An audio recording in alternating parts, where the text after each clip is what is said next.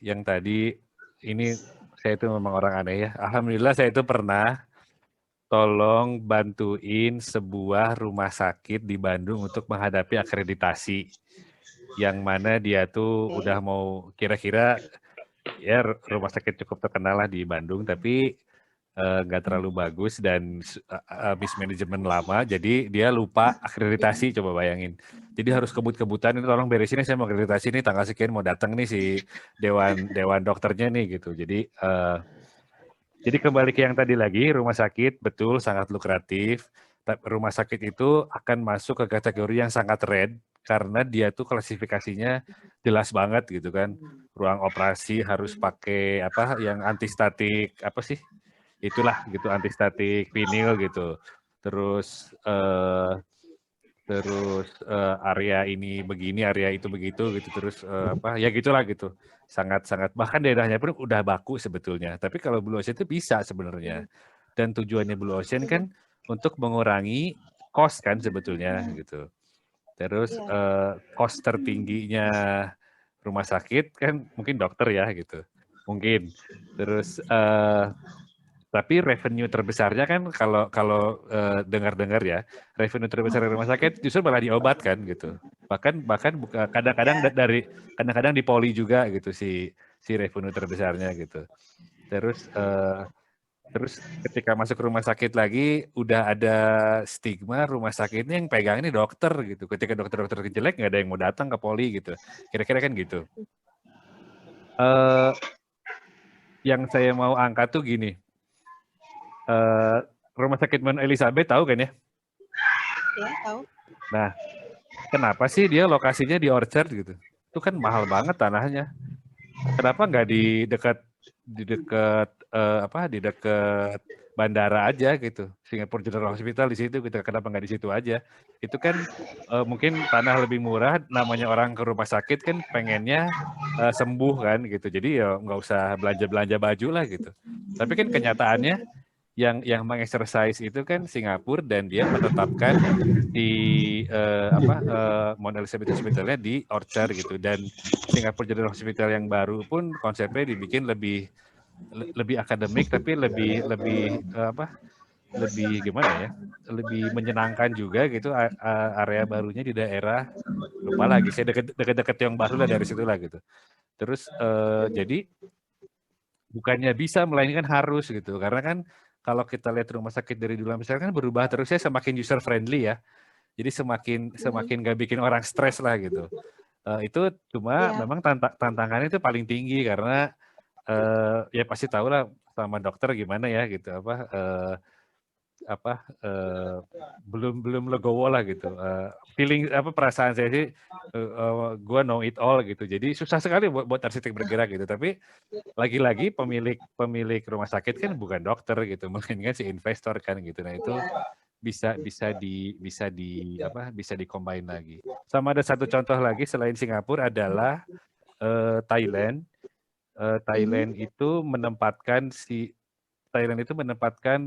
medical travel and tourism ya sama seperti Singapura juga. Istilahnya itu saya baru ingat medical travel and tourism. Jadi ada 4 atau 5 rumah sakit yang di pantai Pattaya gitu. Jadi memang si urusannya ya itu jadi sambil berobat main gitu. Cuma kan mungkin yang itu khusus ke plastik surgery kali gitu. Jadi kembali ke situ sama yang akan jelimet banget rumah sakit itu adalah kalau kita pengen uang besar tapi nggak aneh-aneh itu mungkin harus memenuhi persyaratan kelas dunia apa saya lupa lagi itu ada sertifikasi kelas dunia itu yang kalau di Bandung itu di Rumah Sakit Santosa itu kalau di Bandung kalau di tadi yang saya sebutin Mount Elizabeth maupun yang di Pattaya itu semuanya masuk kategori yang itu jadi masuk sertifikasi rumah sakit apa dunia lupa lagi lah gitu itu ada lagi komentar yang lain tanggapan Oke, Mbak Mutiara gimana? Ya. Oke, Ada baik. Terima tanggapan kasih lagi? masukannya. Nanti mungkin bisa diskusi saya sama berlanjut atau sama tim lainnya. Terima kasih banyak Pak Adi. sama-sama Udah Terima kasih Bapak ya? Pak.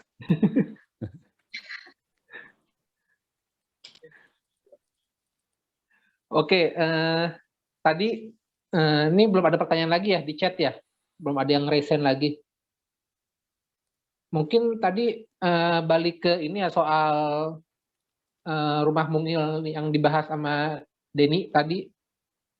Ada kelanjutan nggak, Den? Ada yang mau ini nggak? Mau dibahas lagi nggak? Dibagi lagi nggak, Den?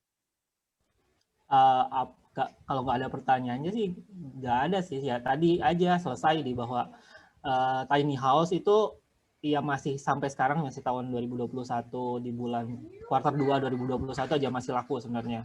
Bahkan kan ada sebenarnya di Parung tuh dia ngasih tanahnya gede tapi rumahnya cuma 21. Tanahnya tuh 72 tapi bangunannya 21. Itu buat ngakalin lah biar kita bisa beli rumah tapi tanahnya gede dan KPR-nya lebih mudah disetujuin karena kan kalau KPR tanah lebih susah daripada KPR rumah. Terus ya itu cuma berlaku sebenarnya di Jakarta Jabodetabek aja dengan kondisi populasinya yang udah banyak sendiri kayak segini. Kalau di luar Jabodetabek, Surabaya, Greater Surabaya lah, itu sih tidak berlaku di sana sih. Mereka masih pengen rumahnya besar, nggak apa-apa jauh sedikit dari pusat kota, toh di sana nggak semacet Jakarta. Yang penting tanahnya lebih besar, rumahnya lebih besar. Oke, sip. Tadi kan kalau nggak salah si yang lagi permaculture kan nggak di Jabodetabek kan, dia di Jawa bagian timur kan. Iya. Nih Alma mau nanya, Mak. Alma Tegar. Siap, hatur nuhun, Kang Adi. Siap, Selamat halo. malam, Kang Adi. Malam. Tanya, kebetulan ini saya kan tergerak di bidang konsultasi pengembangan kepariwisataan ya. Dan saat ini pun BKPM khususnya itu tuh masih menggenjot investasi sektor properti di bidang perhotelan ataupun suatu fasilitas atau wahana daya tarik pariwisata. Kemarin kebetulan saya juga sempat ikutan webinar dari IAI Jawa Barat terkait apa sih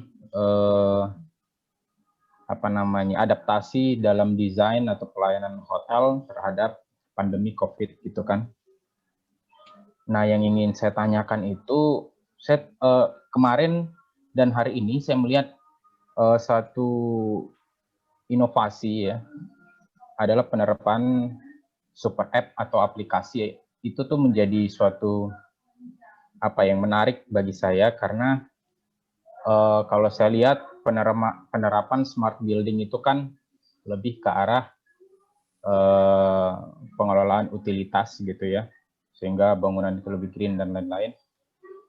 Saya pikir sekarang dengan adanya smartphone mungkin sangat mungkin akan berpengaruh juga dalam desain bangunan yang bisa menciptakan pasar yang baru atau ya meningkatkan minat wisatawan untuk datang yang beradaptasi dengan pandemi, yang beradaptasi dengan sensitivitas harga gitu kan, sensitivitas pelayanan. Nah, ini yang ingin saya tanyakan lebih jauh sebenarnya Kang Adi. Kira-kira seperti apa sih penerapan aplikasi ini yang ujung-ujungnya bisa meningkatkan nilai suatu proyek yang perlu diinvestasi. Mungkin itu Kang Adi. Hatur nuhun. Wangsulna. Terima kasih Pak. Ini kayaknya udah masuk ke ini ya Kang Adi ya.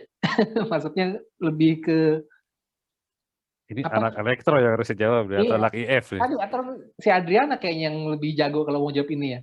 Coba Adriana. Gimana?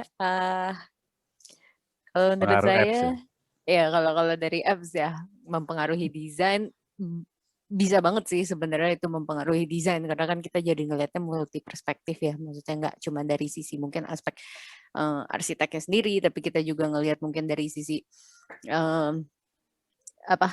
softwarenya atau appsnya sendiri gitu, behavior perilaku usernya gitu ya ketika menggunakan app itu sebenarnya untuk melakukan aktivitas apa saja gitu. Karena kan harapannya kita sebenarnya misalkan menjembatani sebuah journey lah gitu, experience si usernya gitu. Kita kan pengennya supaya jadi lebih nyaman dan lebih memudahkan lah gitu. Jangan sampai yang didesain itu ternyata malah bikin ribet dan lain-lain gitu. Nah, menurut saya jadi penting nih sebenarnya buat kita tuh kayak duduk bareng gitu, nggak cuman kayak misalkan ya udah arsitek mikir sendiri gitu, kayak bikin idenya kayak gimana, tapi justru kayak kita kolaboratif nih, kayak duduk bareng gitu, kayak oh coba ngajak anak-anak mungkin dari IT gitu ya, IF gitu, dari informatika, kayak duduk bareng, kayak nih kita tuh punya challenge atau problem gitu ya, kayak kita tuh pengen bikin atau pengen ngenaikin lah value-nya gitu ya, value sebuah experience di dalam bisnis atau hotelnya tadi ya, propertinya gitu dengan app gitu. Kira-kira apa aja sih yang bisa dibuat gitu. Nah, dari situ kan mungkin kita jadi punya desain bareng-bareng ya gitu, dari sisi perspektif anak informatika mungkin ngasih tahu gitu, oh kalau app-nya kayak gini bakal ribet nih, mending kayak gini. Tapi dari sisi perspektif arsiteknya juga, dari arsitektur juga kan bisa ngasih perspektif gitu, kayak oh tapi kalau kayak gitu desain bangunannya nanti begini.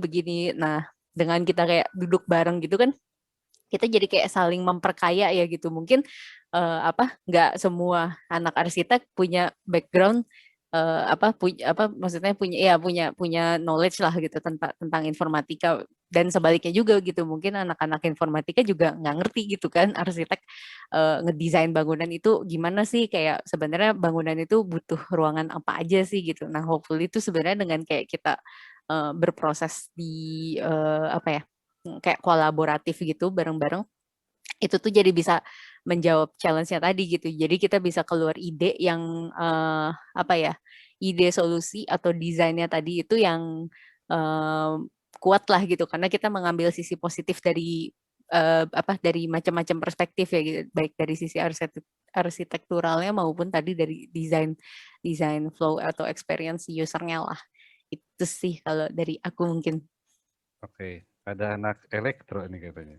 Iya, kayak mungkin ada anak elektro juga. Yang lain. Oke, Kak Adi, mau ada tambahan apa gimana? Boleh pendek aja, jelas merubah itu. Tadi yang contoh yang di Batu Karas aja kan, kenapa dia bisa dapetin market duit duluan dan 100% occupancy rate setahun, itu karena internet gitu. Itu belum main apps, itu karena internet gitu. Terus kalau kita bicara coworking space, itu katakanlah 1000 meter persegi, dibagi kurangi sirkulasi, dibagi-bagi dapat berapa meja, jumlah mejanya itu dikali jamnya itu dijualnya lebih gitu dari kapasitasnya, karena dia punya statistik juga bahwa nggak akan semua orang datang gitu. Jadi dengan adanya itu revenue lebih besar, terus bentuk pun pasti lebih sangat berubah gitu. Jadi apps akan merubah arsitektur banget gitu, dan ini terjadi sekarang, dan kita nggak bisa lambat gitu. Ketika lambat kita kembali ke problem yang kemarin, ya udah mah okupansinya rendah, terus izinnya banyak, terus ya nggak kemana-mana kitanya gitu. Gitu. Oke. Gimana Bang Alma? Masih ada Ya, ada yang tanggepin?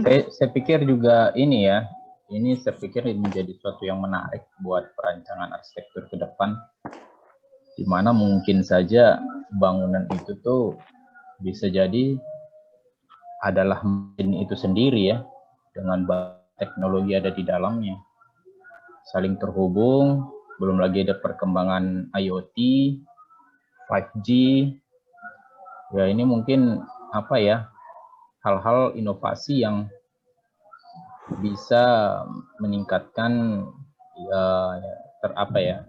nilai investasi dan tertarik untuk berinvestasi terhadap hal itu. Jujur aja memang industri pariwisata tuh industri paling terdampak juga saat pandemi saat ini. Tapi uniknya pemerintah kita masih optimis untuk mengembangkan pariwisata ke depan. Masih banyak tuh bahkan berdasarkan beberapa analisis 2024 baru bisa pulih apa namanya, yang impact-nya bisa dirasakan kembali oleh pariwisata itu baru 2024. Dan ini waktu yang sangat lama. Saya pikir ya Blue Ocean juga Blue Ocean Strategi juga membutuhkan apa ya, tahap edukasi terhadap pasar. Saya pikir era ini juga membuat semua orang kembali belajar kali ya, baik itu sebagai user maupun desainernya itu sendiri. Apa nggak tahu ya, apa jangan-jangan gini Kang Adi, ketika kita memikirkan ini adalah suatu inovasi Blue Ocean gitu ya, kita keluar gitu dari Red Ocean, ternyata Blue Ocean adalah Red Ocean itu sendiri ternyata. Itu pasti. Jadi pada saat kita blue kan kita masuk ke pasar yang sangat lukratif, menguntungkan ya. Terus orang untungnya cuma Rp100, kita bisa Rp700 gitu, dan lama-lama kecium juga, orang pasti akan meniru, akhirnya red lagi, pindah lagi gitu. Emang seperti itu. Betul. Nah, itu berat kan gimana merumuskannya kan? Berat juga. Kadang-kadang kalau kita perhatikan dari siklus investasi kan ada waktunya tuh Kang. Ya, betul. Apalagi yang namanya investasi perhotelan ini kan tidak sebentar ya. Tapi dia betul jangka panjang, dia baru bisa menikmati. Yeah, the morning is waiting too. Pagi-pagi menunggu juga. Oke, siap Kang Saska. Ya saya pikir apa ya, dengan teknologi informasi juga inovasi ini sangat cepat banget. Betul. Muncul, kemudian red lagi, muncul lagi, red lagi. Saya pikir ini apa ya, inovasi yang melelahkan mungkin nggak sih? Untuk investasi yang sifatnya jangka panjang. Properti ini kan nggak bisa kayak apps ya. Kalau apps dibangun bisa aja dibikin baru dalam waktu sebentar gitu. Tapi properti itu banyak hal yang berdasar di belakangnya, ada hal fisik yang nggak mungkin kita bisa nggak bisa kita hindari gitu ya. Apalagi di Indonesia ini jujur aja untuk investasi di bidang pariwisata itu, misalnya izin sekarang itu baru bisa dibangun mungkin 2-3 tahun ke depan. Gara-gara izin apa segala rupa, terus belum lagi konflik tanah apa dan lain-lain. Mungkin itu sih sedikit pandangan kali ya dari saya. Oke, siap Kang Alma. Ya, terima kasih untuk sudah berbagi di sini. Tadi kayaknya ada yang angkat tangan lagi, Mbak Novi Noviantari ya, apa? Iya, saya. Oke, silakan Mbak. Tapi ini saya mau apa namanya? Sebenarnya mungkin nanya kali ya, tapi ada dikit respon di bahasan yang sebelumnya tadi yang bikin permaculture dan senior housing. Oke, siap, nggak masalah. Iya, ya sih. Sebenarnya ada sedikit pengalaman yang hampir mirip saya dan teman-teman di satu yayasan di Bandung nih sedang coba buat juga namanya co-living kita, tapi tadinya tuh target marketnya untuk keluarga muda gitu ya. Sebenarnya lokasinya dari Ranca Ekek, jadi memang ditargetkan di periurban Bandung. Itu karena hasil riset kami di beberapa kota, dan untuk Bandung itu salah satu temuannya adalah akan ada maksudnya sekarang sebenarnya sudah ada kelangkaan air ya, dan mungkin ada kelangkaan pangan juga. Nah, sementara si periurban itu kalau sekarang yang di Bandung tuh terutama di Lembang, tapi Ranca Ekek suatu waktu dia juga sebenarnya sumber pangannya Bandung gitu, atau mungkin juga nasional, tapi dia secara regulasi ternyata tumpang tindih dengan industri, jadi tidak berjalan dengan baik suplai pangannya. Nah, di Ranca Ekek si periurban itu ya tadi ya fungsinya untuk core kota itu kan sebenarnya sebagai lumbung pangan, tapi dengan industrialisasi di sana akhirnya degradasi lingkungan dan yang lahan pertanian itu mulai berubah nih, mulai berubah jadi hunian atau mungkin jasa. Nah, tapi sebenarnya kalau kita lihat fisik kan berubahnya begitu ya, tapi secara sosial juga ada muncul gap yang besar nih antara gap sosial ekonomi yang besar untuk si penduduk lokalnya gitu. Nah, kita melihat bahwa mungkin hybrid ya antara hunian dan permaculture itu bisa jadi salah satu solusi untuk tetap bisa mencukupi kebutuhan pangan, tapi juga bertahan dari tapi juga mengikuti kebutuhan si hunian tadi gitu. Nah, si co-living ini hibrid antara antara hunian yang kecil, yang size-nya sangat kecil, kemudian dengan hibrid dengan teknologi dan permaculture, tapi yang tadinya kita coba dalam satu skala yang agak besar gitu, yang sekitar 3.000 meter persegi, tapi kemudian dimodifikasi kalau dia masuk ke dalam hunian kayak gimana gitu. Nah, kita udah coba baru bikin satu unit, tapi kesulitan memang dengan marketnya akhirnya gitu. Cuma itu hasil kayak uji coba kali ya. Jadi kami bereksperimen aja sebenarnya. Mungkin nggak ya gitu, dan kemudian target marketnya nyarinya gimana ya gitu. Berdasarkan hasil riset. Nah, itu kan tapi hasil riset yang beberapa tahun yang lalu, kemudian kami melakukan sampai dengan sekarang ini masih evolving terus nih, dan masih berusaha untuk gimana ya caranya ya gitu.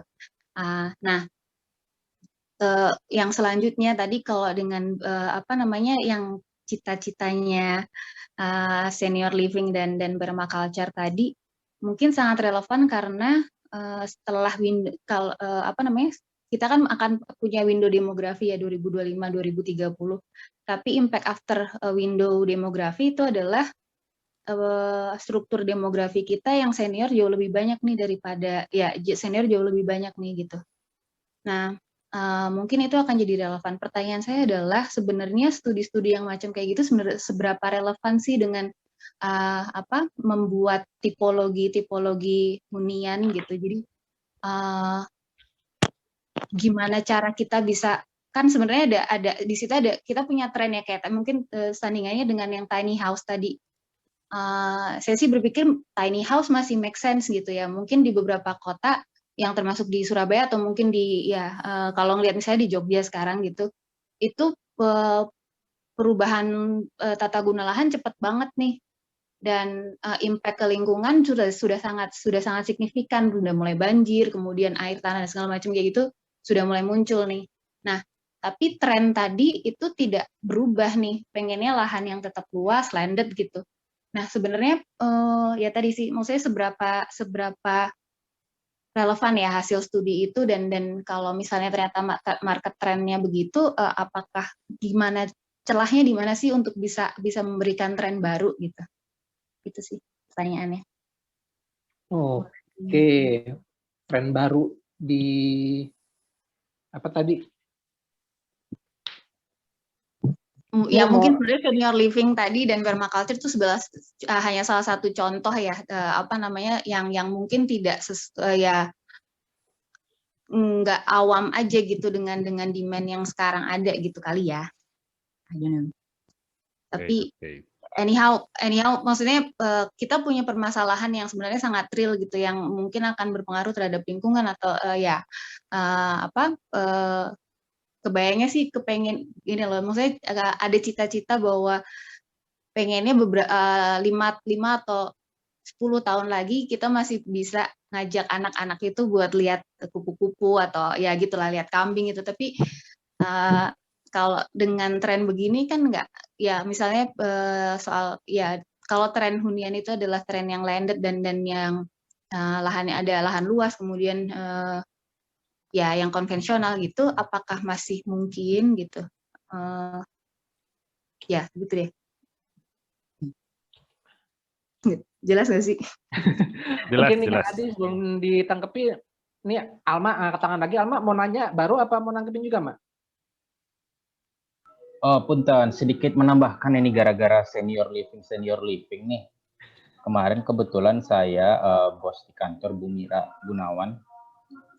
Itu kebetulan tiba-tiba kontak saya, kira-kira ini alumni pada tertarik nggak bikin perumahan, pensiunan dosen yang compact ya, mungkin co-living atau apapun yang sifatnya yang murah, kemudian cost-nya bisa di sharing. Dia bilang itu ada lahan di dekat Boska, terbengkalai sampai sekarang. Kira-kira ada yang mau garap nggak itu gitu? Siapa tahu ini teman-teman alumni mau mengulik itu ya, sekaligus berbakti terhadap alma mater, sebetulnya juga jadi bahan eksperimen gitu terhadap properti yang menarik ini gitu. Informasi tambahan aja nih, tiba-tiba keingat. Langsung ini ya, proposal bisnis ya, sama Bang Ama ini ya. Enggak. Luar biasa. Pertemuan pertama udah ada proyek luar biasa. Gitu. Gabung ke circle properti aja, Mak. Langsung, Mak. Ntar kita bahas lebih lanjut lagi ya. Oh, siap.